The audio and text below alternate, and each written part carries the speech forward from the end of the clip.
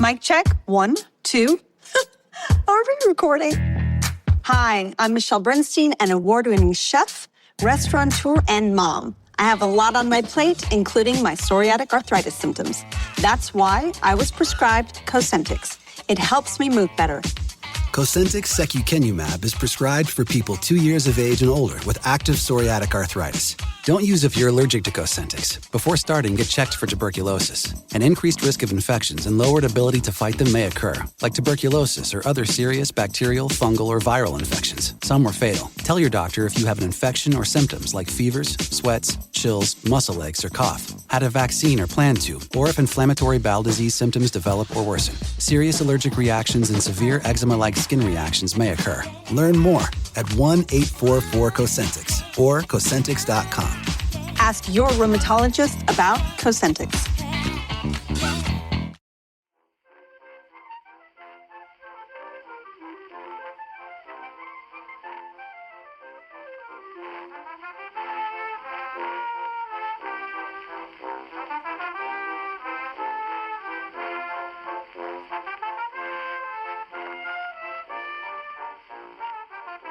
So this is what I've been doing this week. I've been having a significant birthday about which I felt sufficiently traumatised that my wife had to organise a series of events to take my mind off it, which she did very successfully. So shall I just tell you what they were, because you can chime in if you have experienced these things. On the day of my actual birthday, I had lunch at Rules. Marvellous. I've never been to Rules before. I've never eaten at Rules. England's oldest restaurant. England's oldest restaurant, features in The End of the Affair by Greene, which is one of my favourite books. One of Greene's favourite restaurant in London by repute, and it's sort of a combination of haunches of venison and spotted dick. Lots of red velvet and kind of... And Melvin Bragg arrived halfway through. Not on my table. that would have been quite the thing that would have been organised for my birthday. Anyway, so that was. John? Have you ever eaten at Rules? He wasn't the stripper grab. I have. I have eaten at Rules. It's a very odd reason why I've eaten there a couple of times. One is that the QI office was down the road, and the other is that the man who owns it, John Mayhew, used to own Brown's with Jeremy Mogford in Oxford. And he made so much money. Brown's was fabulously successful in the early 80s, and he was bought out, and he used his money to buy an estate in Scotland, and then bought Rules in London. And his estate in Scotland, I think, still supplies all the game for. It does for Rules in London. So we had a jolly there once, which was, Oxford kind of bar. I was working behind the bar in Brown's, and we went down and had a slap-up feed. It was a feast. I ate to forget. And it's a 50th. That was great. So I did that. And then the next day we went to Dungeness. That was wonderful. Weather was incredible. There was no one around when we got there. So Derek Jarman's garden is still incredible, there. stunning. It's incredible. We had fish and chips at the Pilot on the beach outdoors. It was wonderful. And then we stopped off in Rye on the way back. So that was good. Well, you'll enjoy your 40s. So that was good. 50th.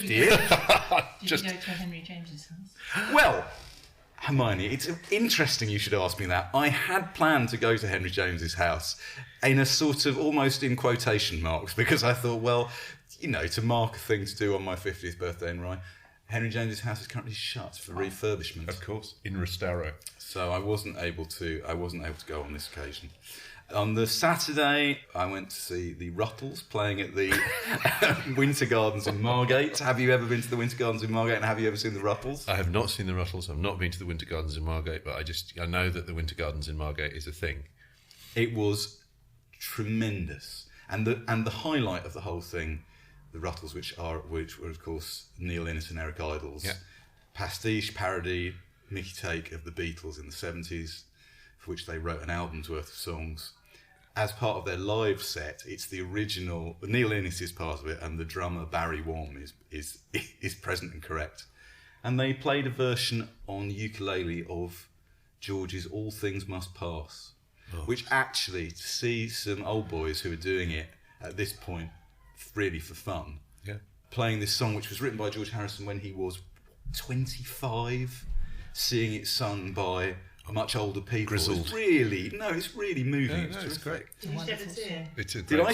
You know what? I did shed a tear, old man with beer in his hand, crying. It just sounds like the best birthday celebrations ever. And then finally, I had a surprise lunch at the Fordwich Arms outside Canterbury, which all my oldest friends came to, which I didn't know anything about. So anyone listening to this will think, why, Andy Miller, you feel quite so sorry for yourself? Because those are my factory settings, I'm afraid. I can't help it. But I had a fantastic birthday. I've got a little birthday present for you. Have you? Very, very little. One of the things that you noticed when we first met was that I fold down the corners of the books. Doesn't go down well. I'm not comfortable with it. So my daughter is also not comfortable with it, and she makes some bookmarks for both of you. So I've got one for you. Oh, wow. And then one for you, John, because it's your birthday tomorrow. Well, that's very kind of you. Meg, thank you very much. What does yours say? Mine's a little bookmark that fits on the corner of the page, and mine says 50 years of speed reading. It's true, it's so true. Thank you, Meg, that is brilliant. Master storyteller, which is unfortunately a phrase that comes up far too often in our podcast. We should probably... Let's start. With that, it is my birthday tomorrow, but I have no plans other than to get through this podcast. And I didn't bring you your present because I was so nervous this morning to finish all my reading and preparation. Man, I understand. So you'll have to wait for another fortnight. Hello and welcome to Backlisted, the podcast that gives new life to old books. Today you find us hunkered down in a sod house on the Nebraska prairie, the May wind moving the red grass in endless waves all around us. I'm John Mitchinson, the publisher of Unbound, the platform where readers crowdfund the books they really want to read. And I'm Andy Miller, author of The Year of Reading Dangerously. And today is rather a special edition because we are joined by the critic and biographer Hermione Lee. Hello. Hello, thank you. Thank you for coming to the kitchen table. It seems extraordinary to have you here. Thank you. And Hermione was until last year president of Wolston College in Oxford, remains emeritus professor of English literature at Oxford, and in 2013 was made a dame for her services to literary scholarship. And a more wonderfully apposite scholarship for Backlisted we could not hope for. Hermione has written books on some of the greatest 20th century women writers. Her biography of Virginia Woolf was published in 1996, Edith Wharton in 2006, A Study of Elizabeth Bowen in 1981, Penelope Fitzgerald, that was published in 2013, and the subject of today's episode, Willa Cather. Have you written one book about Willa Cather? Yes, just one book, yeah. But with different titles depending on... In England it was published as Willa Cather, A Life Saved Up, because one of the things I wanted to talk about was how long she nourishes and keeps her experiences before she uses them, and how often she comes back to things.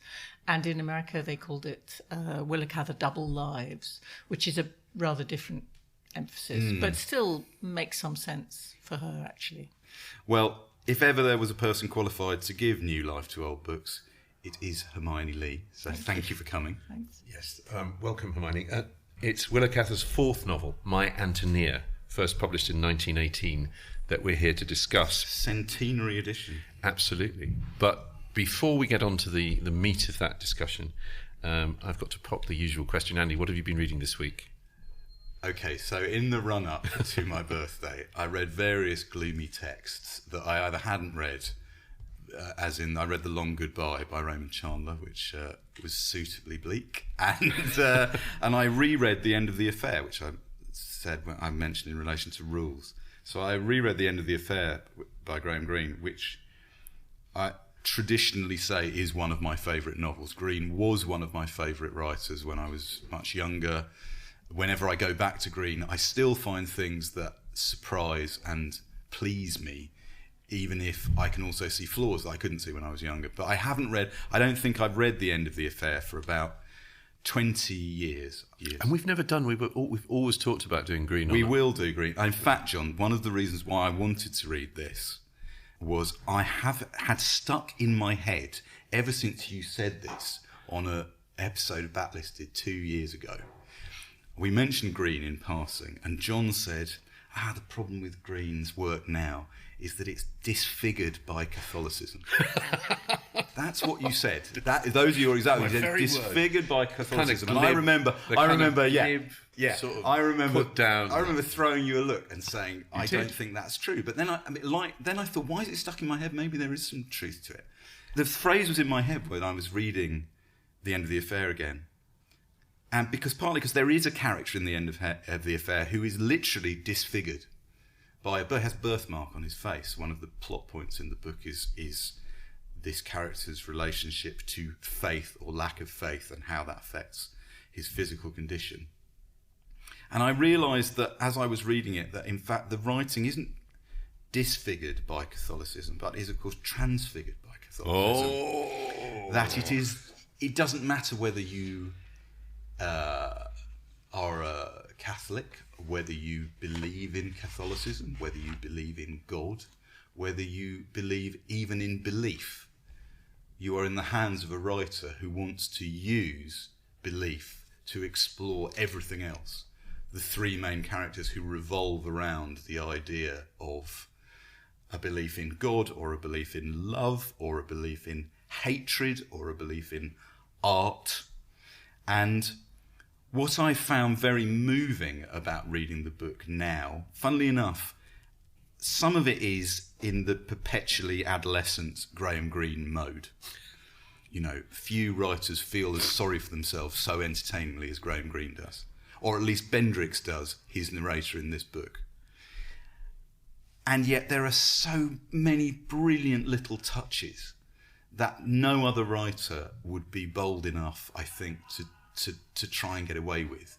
First of all, in terms of the plot, and I don't want to give plot elements away if people haven't read the book, but in terms of the prose as well. The prose is very plain, and then there'll be a very Greenian metaphor or twist or shocking piece of imagery which shouldn't work against such a grey background. And the other thing that The End of the Affair seems to be about to me is, and this struck me as being magnificent actually on this reading, is it's so complex in terms of structure. It moves around all the time from the middle of the Second World War to after the Second World War to just before the end of the Second World War, but you never lose track of where you are. He must have laboured over it. It's like a little jewelled box of a thing. It's so sophisticated. And these are things that I don't think Greene ever gets the credit for that. So this idea, sorry John, it sounds like I've been quarrelling with you in my head. I haven't, but the idea that the writing I'm on the ropes here. That the writing is weighed down by an unfashionable obsession with faith. First of all, I don't think the obsession with faith is unfashionable. I can see that the Catholicism might be of its time, but in all other respects, this is such a great book. And I did some of the book on audio as well, the Colin Firth audio reading, which was released about 5 years ago. That is absolutely tremendous. That kind of dismal Clapham Common. I don't want to say seedy, because people always say that would be great, but the drizzle and you know. So I'm just going to read a little bit here, which I thought listeners of the podcast would appreciate, about writers' routines. Keep an ear out for the sort of Greenian technique that I was just describing. You'll spot it when it happens.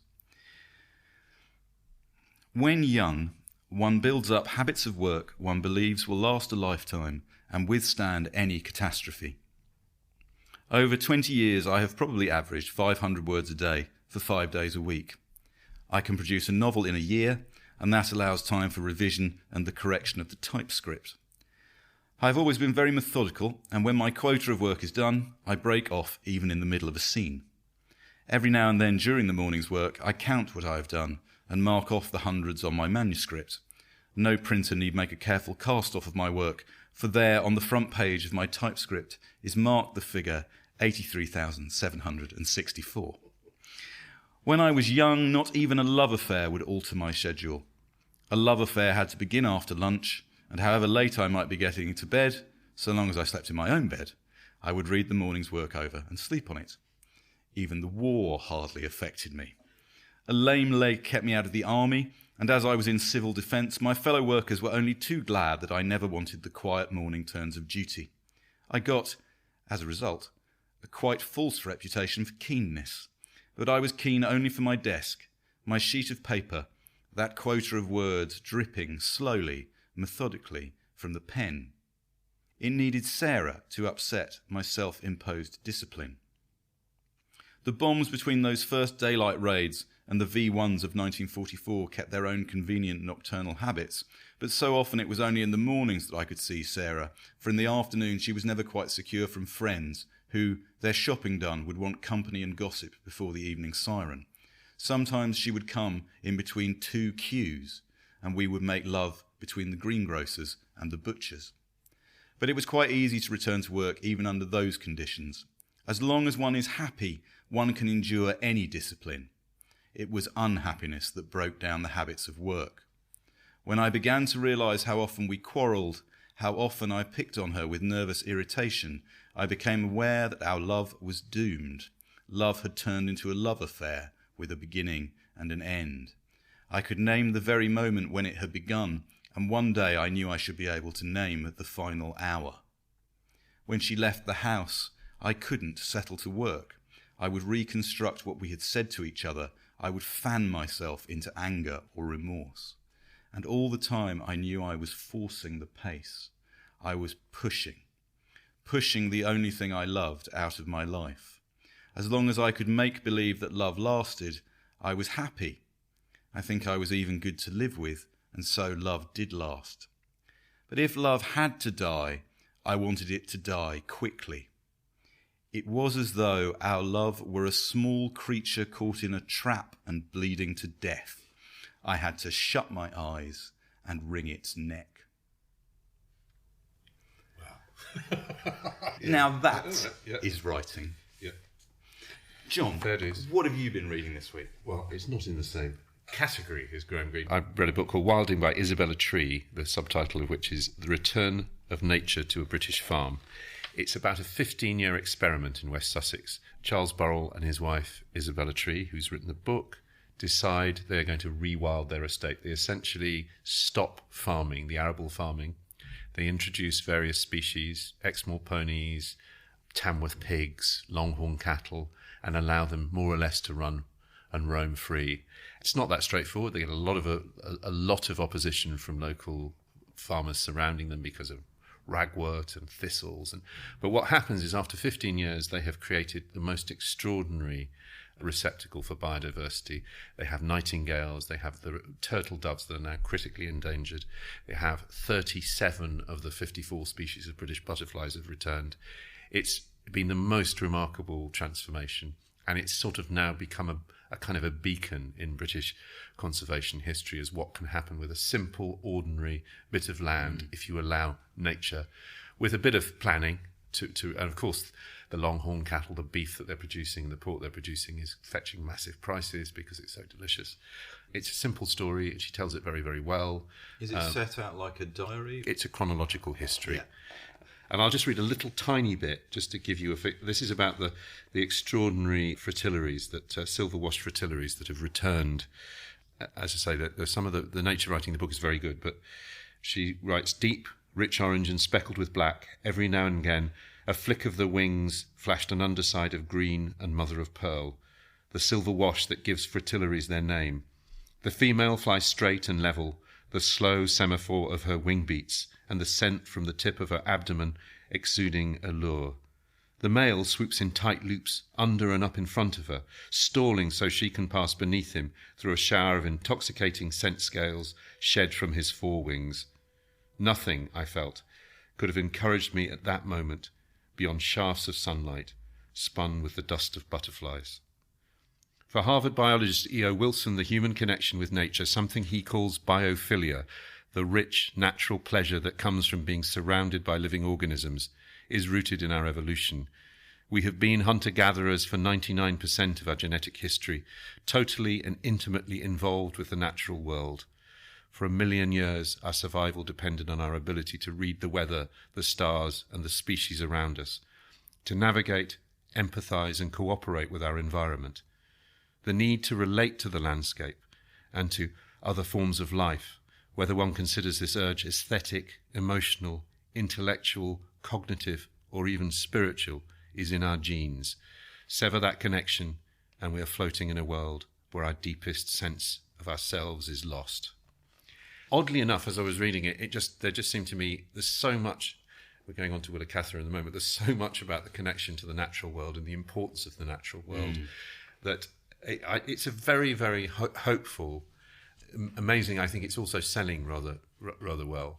I mean, Who's it published by? It's published by Picador. I mean, as you know, I have animals myself. It's an incredibly inspiring book if you have any sort of sense of what's the right thing to do. And actually, the right thing to do is generally let nature get on with it.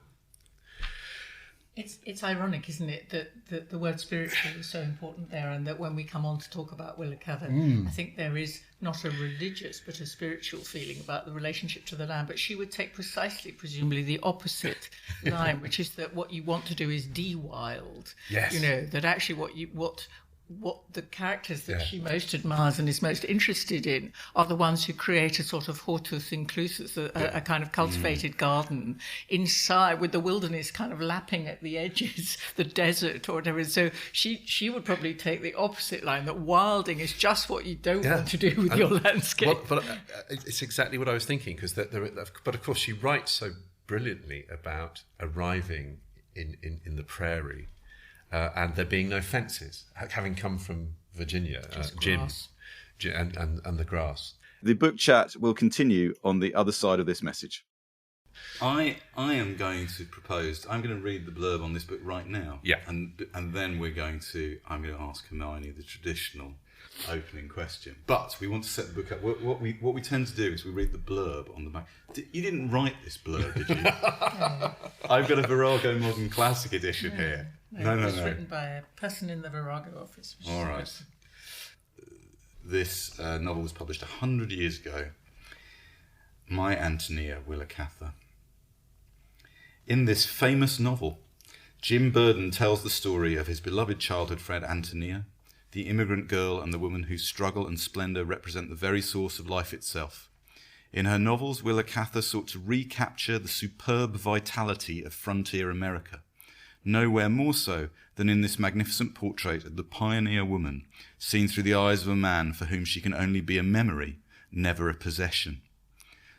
Willa Cather's artistic genius, the beauty and lyrical quality of her prose, her elegiac vision of the joys and sorrows of things gone by, suffuses My Ántonia, which, with A Lost Lady, also published by Virago, represents the finest work of this great American writer.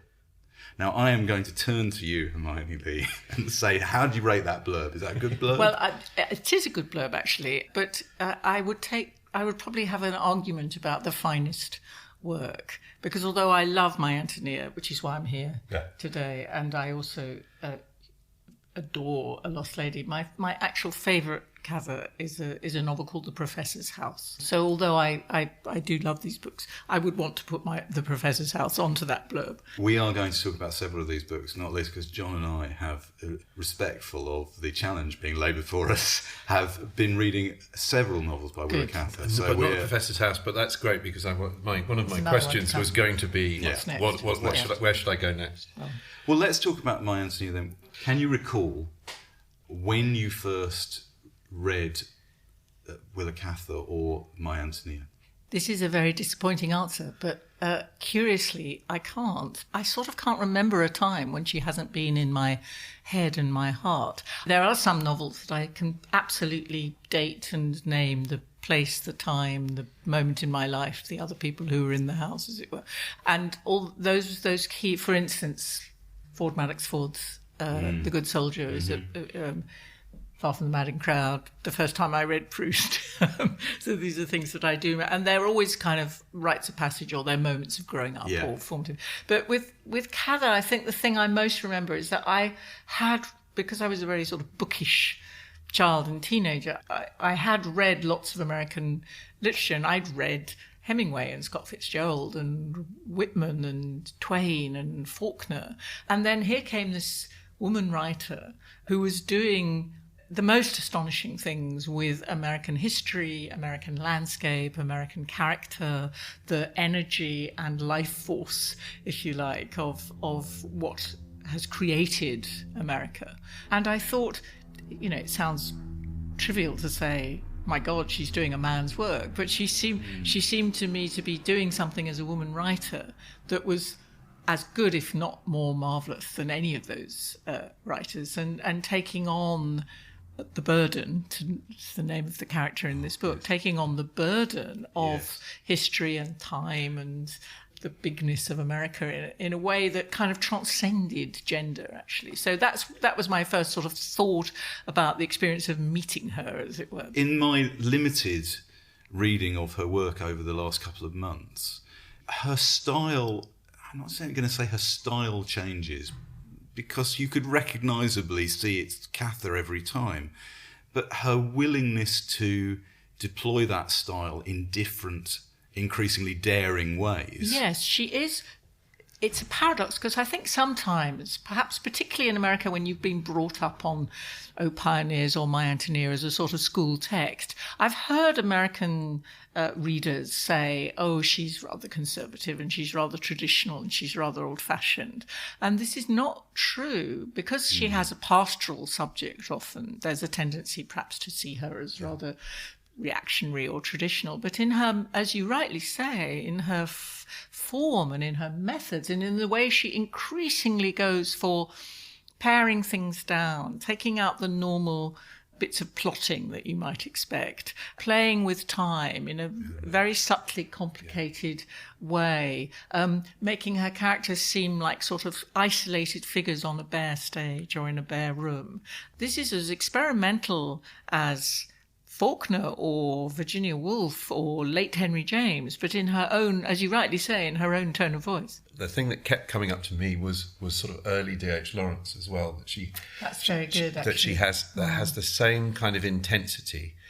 I will always remember when I first read it, but reminded me a little bit of the first time I read The Rainbow, and was the thinking that this was the missing link in the English novel, that somehow out of Hardy and George Eliot there was a new thing, and I felt that very strongly with that there must have been a link between kind of the 19th century novels, even the kids' novels, the Little House on the Prairie, Little Women. It's so interesting about the link to Lawrence. I mean, Lawrence is problematic for readers now in all kinds of ways, in ways that Cather isn't. But one of the things they deeply have in common, I think, is that sense of a sort of earthbound natural self which lies under the sophistications and complexities of modern life. I think they both, I mean, Lawrence goes on boringly about he goes on and loins and so on. But there is a similarity, I think, in the way they think there's a kind of true, authentic self which is quite, one might say, primitive, which is close to the ground and doesn't, maybe can't communicate itself ultimately. So I think Lawrence is a very wordy writer, I think much wordier than Cather, but in a way they're both after this paradoxical idea that they want to use language in the best possible way in order to express something that's almost silent or incommunicable. I think we'll probably keep coming back to that. I want to mention as well a slightly later book. It was written about, I think it's not that much later, though. It's only it's less than 10 years later. I read another of her books called My Mortal Enemy, which is very short, which does things that are daring to the point of brutal, with leaving things out about characters to the extent that the reader is presented with contradictory information via what they're shown and basically told, now you make sense of it, which seemed to me incredibly bold for a journey for a writer to have gone on from her first novel, a sort of she didn't like, if I believe I'm right in saying, Alexander's Bridge. Well, yes, but there's kind of sub-Jamesian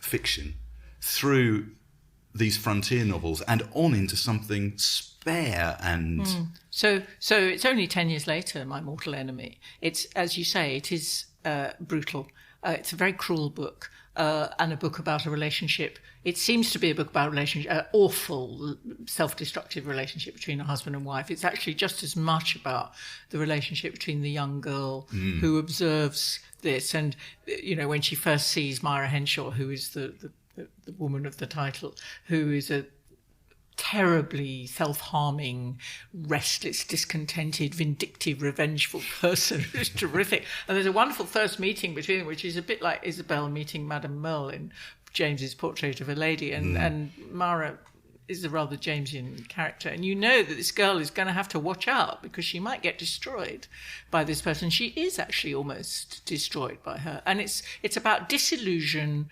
revenge, and the pelican tearing its own breast. It's about someone who is unable to be happy. And in that sense, it's sort of the opposite of the character of Ántonia in My Ántonia, who goes through the most terrible life experiences, but somehow manages to find some kind of happiness or is joyous. She's a joyous person, fundamentally. It sounds a little bit like the Cutters from My Ántonia, given their own...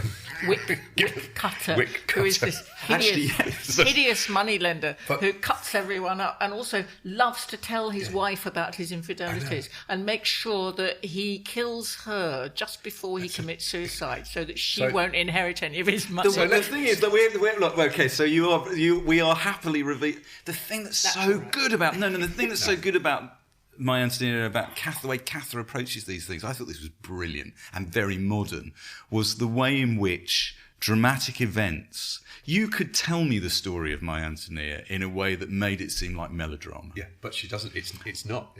The brutality. I'm sorry. The suicide is very, very, very realistically presented. She doesn't spare any of the details, but then the apparent punishment, which you're always expecting for the fallen woman narrative, she completely resists that. And the other thing she does is am I allowed to say this? But the narrator doesn't get the girl. Well, she's playing with it's so complex. You're quite right. So it's if you told it another way, it would be like a Zola novel, or it would be like Tess of the D'Urbervilles, as you rightly say. So this is a young immigrant girl with a very unbelievably difficult family circumstance, tragic death of her father, awful mother, awful brother, has to work in the fields, relinquishes her education, is left by her. I don't think it's a spoiler, this, because in a sense, it's not exactly suspenseful, the novel, oddly. But you could tell that story, blow by blow by blow. You could tell the story of a just about surviving Czech immigrant in 1880s, 1890s Nebraska, where life is incredibly hard.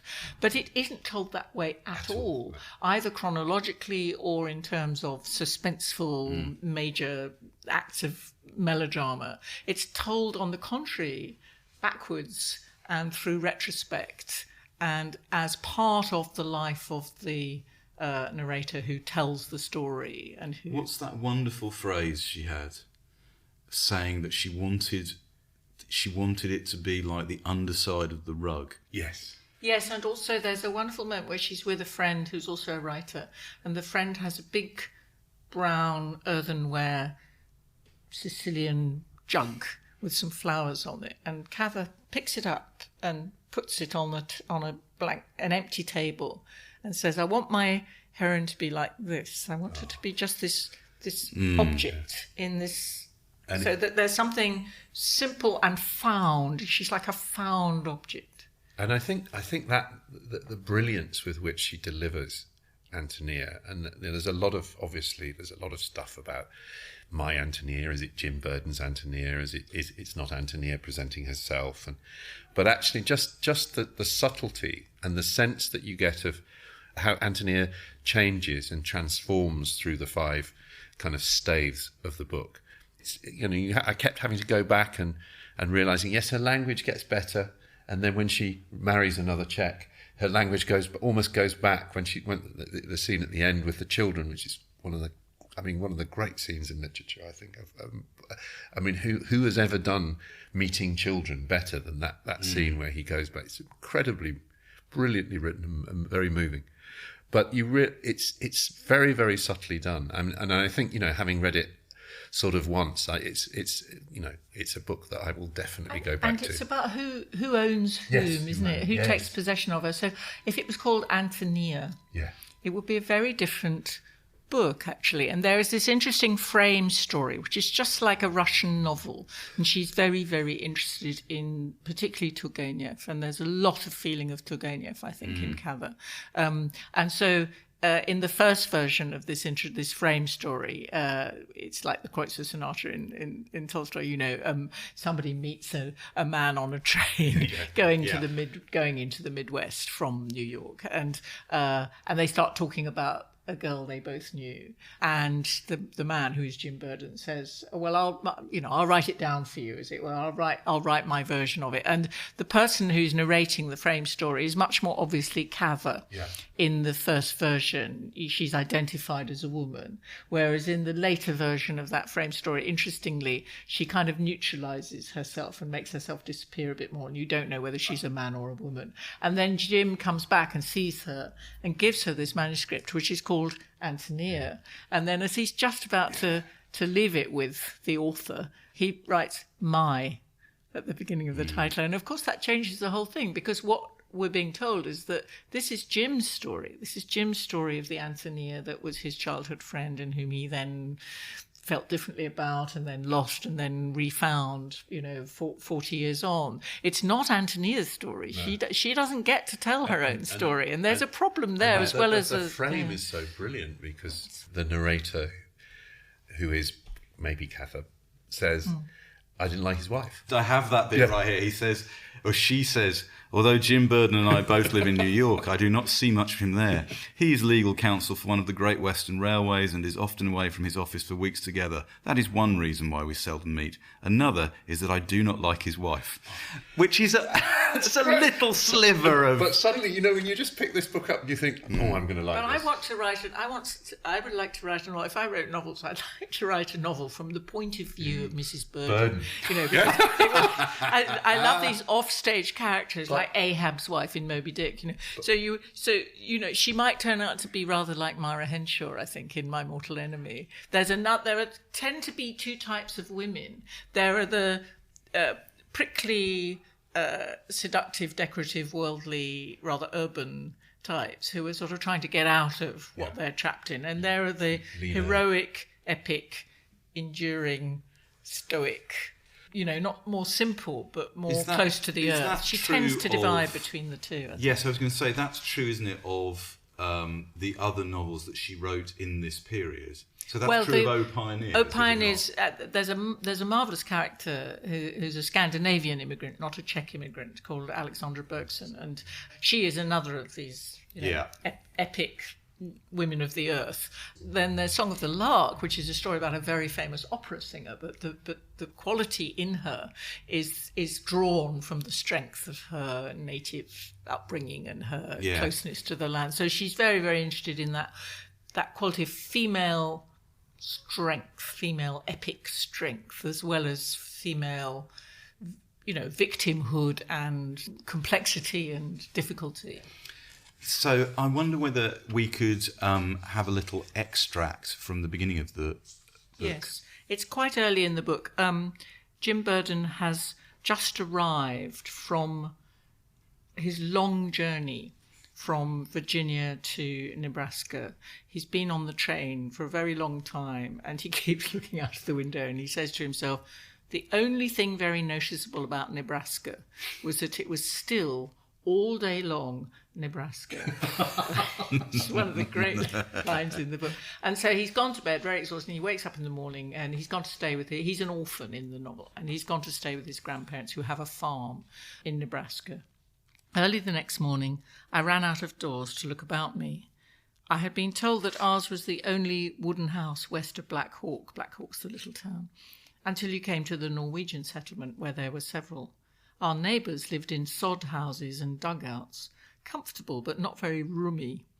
Our white frame house, with a story and half-story above the basement, stood at the east end of what I might call the farmyard, with the windmill close by the kitchen door. From the windmill, the ground sloped westward down to the barns and granaries and pig yards. This slope was trampled hard and bare and washed out in winding gullies by the rain. Beyond the corn cribs at the bottom of the shallow draw was a muddy little pond with rusty willow bushes growing about it. The road from the post office came directly by our door, crossed the farmyard, and curved round this little pond, beyond which it began to climb the gentle swell of unbroken prairie to the west. There, along the western skyline, it skirted a great cornfield, much larger than any field I had ever seen.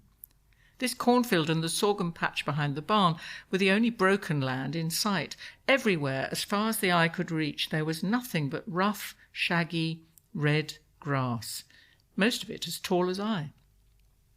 North of the house, inside the ploughed fire breaks, grew a thick-set strip of box elder trees, low and bushy, their leaves already turning yellow. This hedge was nearly 1/4 mile long, but I had to look very hard to see it at all. The little trees were insignificant against the grass. It seemed as if the grass were about to run over them and over the plum patch behind the sod chicken house. As I looked about me, I felt that the grass was the country, as the water is the sea. The red of the grass made all the great prairie the colour of wine stains, or of certain seaweeds when they are first washed up, and there was so much motion in it, the whole country seemed somehow to be running. I had almost forgotten that I had a grandmother. When she came out, her sunbonnet on her head, a grain sack in her hand, and asked me if I did not want to go to the garden with her to dig potatoes for dinner. And then they go up to the garden and she warns him about the snakes. And I'll just go to the last couple of sentences of the chapter. He's left alone. The earth was warm under me and warm as I crumbled it through my fingers. Queer little red bugs came out and moved in slow squadrons around me. Their backs were polished vermilion with black spots. I kept as still as I could. Nothing happened. I did not expect anything to happen. I was something that lay under the sun and felt it like the pumpkins, and I did not want to be anything more. I was entirely happy. Perhaps we feel like that when we die and become a part of something entire, whether it is sun or air or goodness and knowledge. At any rate, that is happiness, to be dissolved into something complete and great. When it comes to one, it comes as naturally as sleep. So one of the things about this, I think, is this extraordinary sense of tiny, tiny detail. It's like the borrowers. You know, you're at sort of grass level. You've got the spots on the beetles, and all the factual detail about the different bits of the farm and going up to get the potatoes. It's completely matter of fact, and then rushing through it like the movement of the wind in the grass is this astonishing sense of eternity and being part of something beyond yourself. Eudora Welty, another great American writer, said that the thing with Willa Cather is that there's nothing in the middle. It's all either foreground or it's distance. Yes, there's no middle way. That's really fascinating because Cather's, what's so interesting is the way Cather writes like a journalist, like the journalist that she was, and yet is achieving levels of symbolism which are profoundly anti-journalistic. But she's also she's sort of funny. I mean, I think I'd almost forgotten that I had a grandmother. It's so strange that it's such a strange moment. What does she mean? He mean. But I know just what he means. He's become part of the natural world. What is this about family and relations? There's a lot of comedy in the book as well. There's the family, quite brutal comedy. Yeah. I've got a volume here called Willa Cather on Writing, and there's a little bit by Cather which I'll share with you in a minute. But this was published in the 40s. I think it's posthumous, and the foreword is by Stephen Tennant. How will we describe Stephen Tennant? I mean, this is rather glamorous, camp, fantastically literary member of a very wealthy family who made a sort of interesting and curious alliance with Willa Cather in the 30s or even early 40s. Well, I just want to read this from his foreword because I thought this was terrific. Willa Cather could portray young hearts, young longing, as very few artists ever have done. Perhaps Tolstoy has done this sometimes, but she did not use his elaboration or irony. She was curiously independent in all her approaches. Her vision was a poet's vision. simplified by an extraordinary natural honesty and warmth. When one thinks of the deep, indelible impression made by some of her books, A Lost Lady, My Mortal Enemy, My Ántonia, I think it is the burden of unspent feeling one remembers, something gathered up. That's the burden of... you said burden earlier, didn't you? Jim Burden, but the burden of unspent feeling. But he's so good about youth too. I mean, I was going to say, when you asked me, do I remember when I first read her? And I do think one of the things that she kind of keeps you company through your life, actually, because she is wonderful at youth. And this is a novel about growing up. Above all things, and what happens to you when you grow up, and then she also is very good on the disappointments of middle life and the difficulties of middle life, and she's good on old age. But she's a wonderful writer of youth. He's quite right. Going back to the frame of the book and Burden and his Cather not liking his wife, you do feel that so much of his emotional bonding capacity has gone towards Ántonia during his life. He's sort of ruined for women in a way. Yes, I agree with you. And I'm looking at Hermione because I normally on that list do the biographical things, but it seems presumptuous and ridiculous that I would do that. Well, can we say a little bit about Cather's life in terms of... The dates are 1873 to 1947, and she grew up in Virginia, in farming country in Virginia, quite a big family. Didn't like her mother very much. Lots of brothers and sisters. A very important maternal granny called Rachel Boke, who stayed with the family, and these old ladies are a very important part of the writing. And when she was 9, they went, just like Jim Burden in the novel, they went all the way from Virginia to Nebraska. They were on the farmland for not more than about a year and a half, and then they moved into a little town called Red. The farming didn't work very well, so he moved into Red Cloud, and she was about 10. And then she was a rather difficult, discontented, ambitious, restless girl who also wanted to be a boy. I was going to say, there's these incredible photographs of her dressed as a boy when she's right. So there's all that 14, cross-dressing, right? and there's something kind of innocent and sweet about it. And also, obviously, she's unhappy in her woman's body. And she, Cather is a passionate lesbian lover of women who didn't talk about that and didn't write about it, and kept her major relationship very much under wraps, and disguises herself as a male narrator very often in You have in no her doubts books. about the lesbian. She loved women. She also had great passionate feelings for men. But I think my view is that what's interesting about this is not that she was sort of repressing her real emotions and disguising herself all the time and not coming out in her. My view is that she transcends gender in the books and writes brilliantly, both as a man and a woman, and about different kinds of gender. And but that flowing in and out of gender, which is what Ántonia does so. But clearly, there's a problem about the sex in My Ántonia because, it's a thwarted sexual novel in lots of ways, and I'm sure there's some of her own feeling. But just to finish the life story, before we get distracted into the sex life.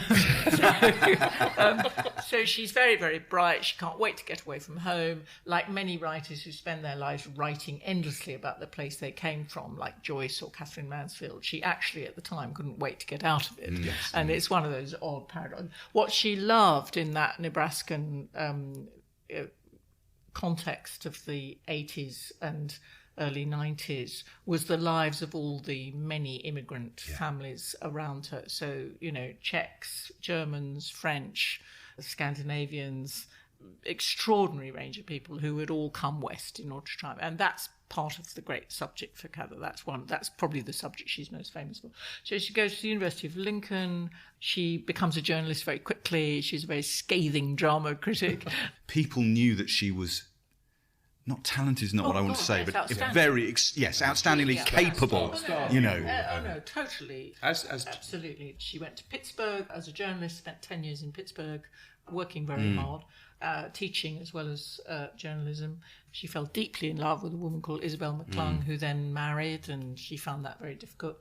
She started writing short stories. She went to Europe, published a volume of rather sentimental poems, and she met her life's companion, Edith Lewis, who was her sort of slave, I think, really, and looked after all her life. Then she worked for Sam McClure, investigative journalist in New York, and ghostwrote his autobiography, interestingly.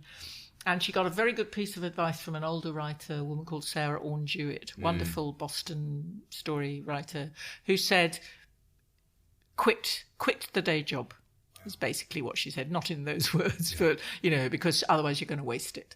And you'll find your life has gone and you won't have written your book. So she quit the day job and then she started writing novels around 1912. But this is really interesting. A recurring theme that we've had on Backlisted is we've done episodes on authors. We always now think of Jane Garden, as the Jane Garden famously says, I raised a family, and the moment the youngest child went off to school, I went upstairs and started writing.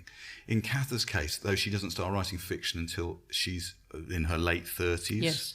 It's a long apprenticeship. Yeah. But she doesn't have the child rearing element. She has more the career, and I suppose she's been allowed to be relatively self-determining. Yes, but also there was a financial issue in that there was no money, and in the 1890s, many of these, bank crises, farming families, she needed to send money home. She was supporting the family. So these are real financial exigencies, and she was frightened, like many people are, of making the jump and going freelance. And she was very early on ambitious for her art, wasn't she? Yes. You were saying right at the beginning that she didn't want to be a lady novelist. She wanted to be, she wanted to be Virgil. She wanted to be a great writer. She did want to be the Virgil of Nebraska, as it were, and she was, I think. But like many great women writers, George Eliot, Virginia Woolf, Penelope Fitzgerald, she doesn't get started till quite late, And there aren't hundreds of books. I mean, she wrote her novels between 1912, when the first one came out, and 1940, when the last one came out. And there's not a novel a year, And she starts. I have the dates in front of me. So she has as you might expect, there's a run, isn't there? She publishes a novel 1912, 1913, 1915, 1918. 22, 23, and then it starts. Yeah. The real moment of turning, I think, is when her first visit to the landscape of Arizona and New Mexico in 1912, which just opens up a whole other landscape. And she keeps coming back to it in many novels. Yeah. Death Comes to the Archbishop amongst that, and The Professor's House too. Yes, and then she becomes a rather increasingly grumpy, antisocial, difficult, private, full-time writer and successful. And hugely this is the thing that recognised. I think we don't realise in this country particularly, that she was, she sold a lot of books. She won the Pulitzer Prize. She was considered part of the. There's some footage of her, isn't there, at the Algonquin, with several other extremely famous writers from that period. So she becomes this. Oh no, she is major and writer. She rather ruthlessly changes publisher. She goes from Houghton Mifflin because she wasn't satisfied with the way they were publicising her, and goes to Knopf. So she's a professional through and through. And she lives in Greenwich, New York, and Greenwich Village, which she well. likes because it sort of has a sort of village, a similar Nebraskan villagey feel. But then she gets places to live in New Hampshire and Grand Manan in Maine, where I've never been to, but I would love to go. Which sounds the most end of the world remote. She'd like to be away, like the wild buzzards. I want to come back round to this point that John was making about the narrator for most of the book, Jim Burden.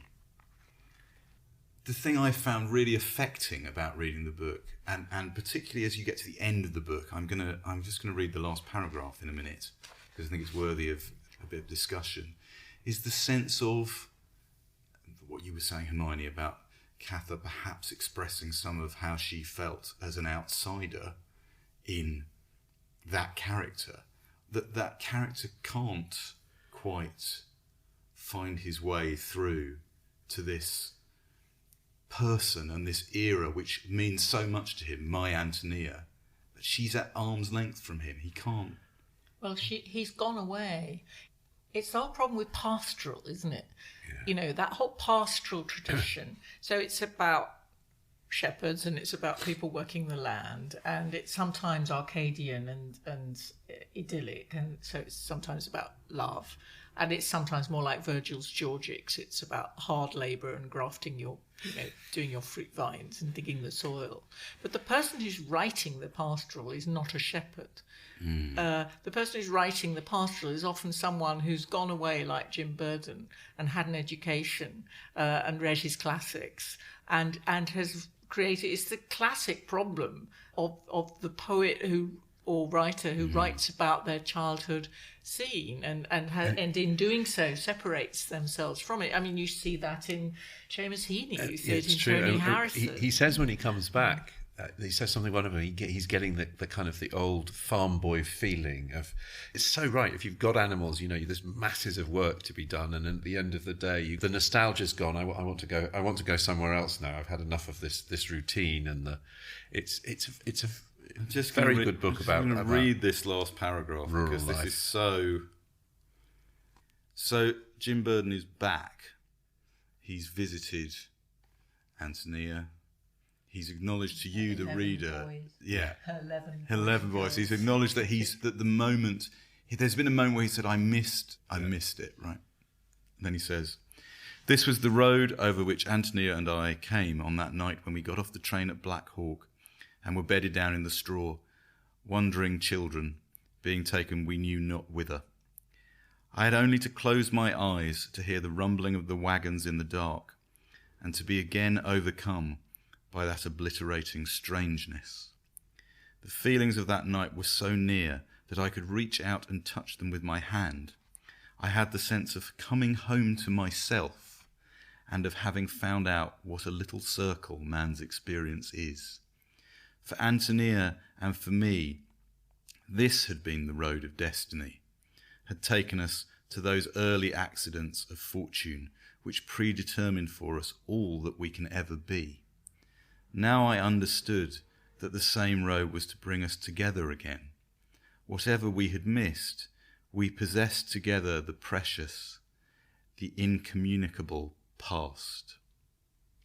But this is why they can't have an erotic relationship, because she has to stay in his mind as the figure of the past, the figures that stand out in the landscape of his own childhood, the figure of memory around which all his best emotions have accreted. And other people in the novel, Lena and Tiny, they go off and become businesswomen or whatever, but Ántonia, he needs to sort of encircle her and come back to her as this figure of his past. And there's something very strange about that ending. As you read it, I sort of felt it, which is that it's very sad. And although he says, I found her again. Absolutely. Actually, it's about death, isn't it? Yes, it's about it is. going. This is about an ending, not a new beginning. I was going to say, this is what I didn't say. I had to read it 3 or 4 times because my first reading, I thought that seems rather upbeat. By the fourth reading, I was thinking, it's wait in the same minor key as the last paragraph of Gatsby. That is it. Exactly. There's a lot in common between them. But I don't know if we have too many readings. No, not at all. But of course it echoes the first reunion that they have. I mean, this plot is so peculiar. You've got a 5-part book. The first 2 parts are this incredibly close-up Beatle-level detail. To more than half the book. Yes, of which in many ways are the best parts, actually, of the life of the children growing up. It is. And then you've got 3 more parts in which he goes away. He becomes a student, he studies law, he has a kind of relationship with one of the other immigrant girls, Lena, who's very seductive and sexy in the way that Ántonia is too sort of tough and workmanlike to be. And then that ends because he has to go on with his career. And then, blow me, 20 years pass. He hears the story of what's happened to Ántonia, which is not good. And then he hears in the distance that she's, been saved, as it were, and ended up being this maternal figure. And so he has this reunion with her just after she's had this very bad time. She's been abandoned. She's had this illegitimate child, and there is this very strange tone to it, just like the ending. So he's seen her again, and she tells him, "I'm going to take care of my little girl, and I'm determined to make the best of my life." And off he goes, and he says this to her: "Do you know, Ántonia, since I've been away, I think of you more often than of anyone else in this part of the world. I'd have liked to have you for a sweetheart or a wife or my mother or my sister. anything that a woman can be to a man. The idea of you is a part of my mind.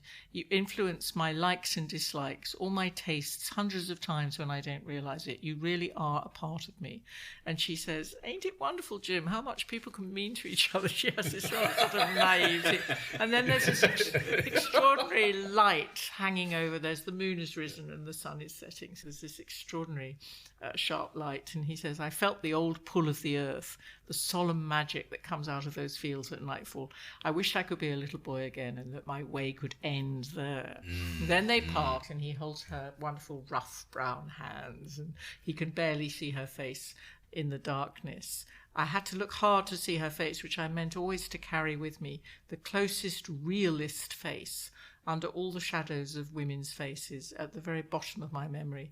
I'll come back, I said earnestly, through the soft, intrusive darkness. Perhaps you will, I felt rather than saw her smile. But even if you don't, you're here, like my father, so I won't be lonesome. As I went back alone over that familiar road, I could almost believe that a boy and girl ran along beside me, as our shadows used to do, laughing and whispering to each other in the grass. So it's all about returning and going back, as if the road of destiny is the road that takes you to your tomb, really, back into the earth. The circle.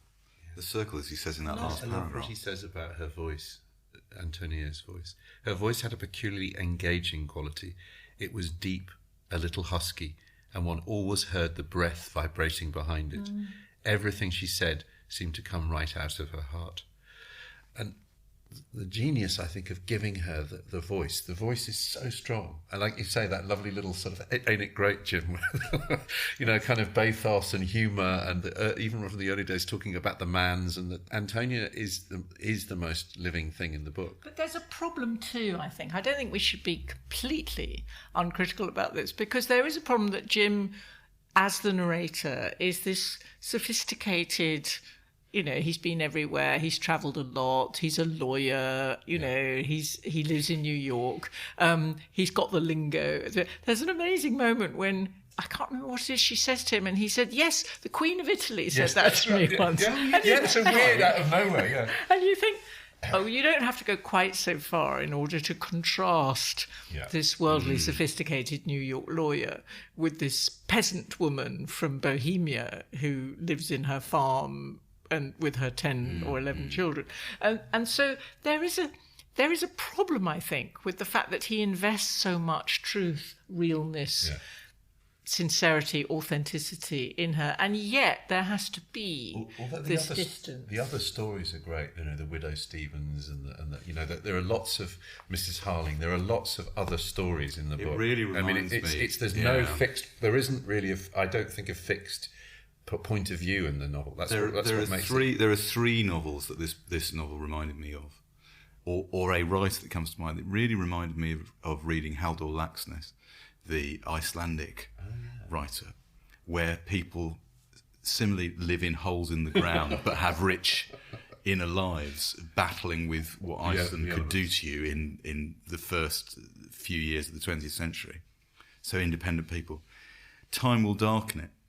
John, it reminds me of William Maxwell. Yeah. I mean, Maxwell, different kind of writer entirely, but the same kind of I would imagine a collection, a huge Cather fan. A collection of characters, as you said about the book just now. The idea of its families who lived several miles from one another, all of whom float around in the background of the novel. And the third book that it reminded me of, in terms of its contrast of small communities with the cycles of nature, it's very like, and I would love to know if he's read it, Reservoir 13 by John.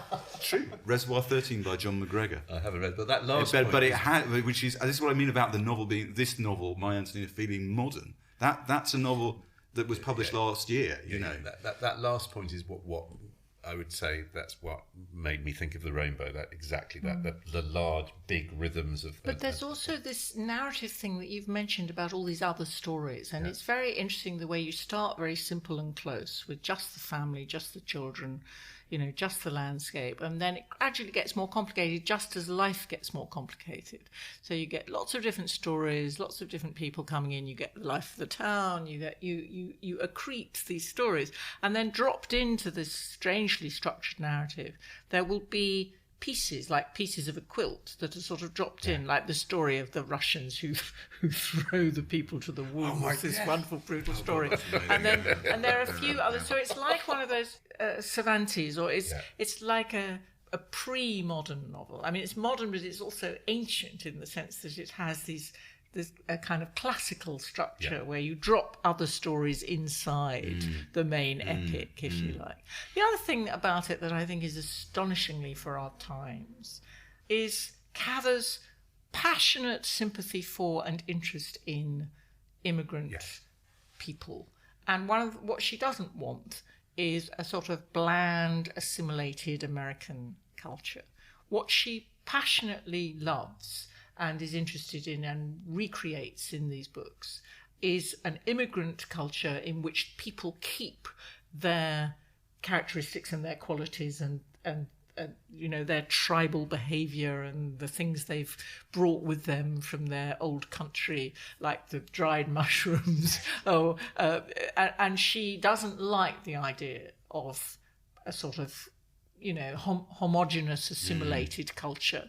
And she's very nostalgic about the closing of the frontier. But my God, this is someone who thinks that the doors and the ports and the gates should be open to people coming into America from all over the world. And we need her now as a writer who says that.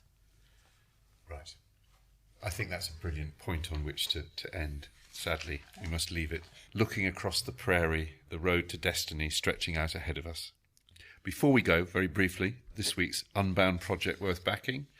Roger Phillips' Wild Cooking, companion volume to his definitive forager's guide, Wild Food, but with even more hints and recipes about how to find and cook wild and domesticated plants when you're out on the prairie. If you've ever wondered how to prepare a dahlia tuber or what camellia petals taste like, Roger Phillips is the man for you.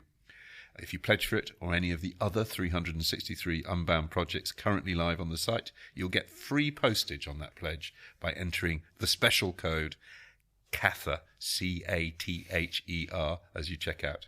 Also, if you'd like to support Backlisted by sponsoring the show, getting your brand heard by thousands of lovely, intelligent, good-looking people, then visit Backlisted FM to find out more.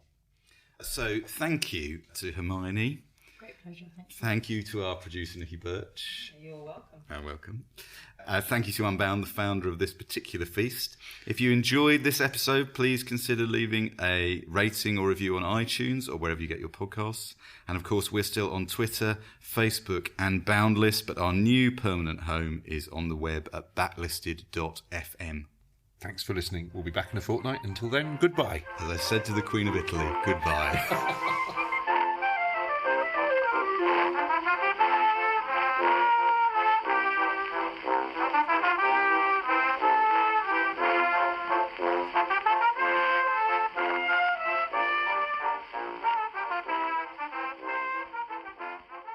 If you prefer to listen to Backlisted without adverts, you can sign up to our Patreon.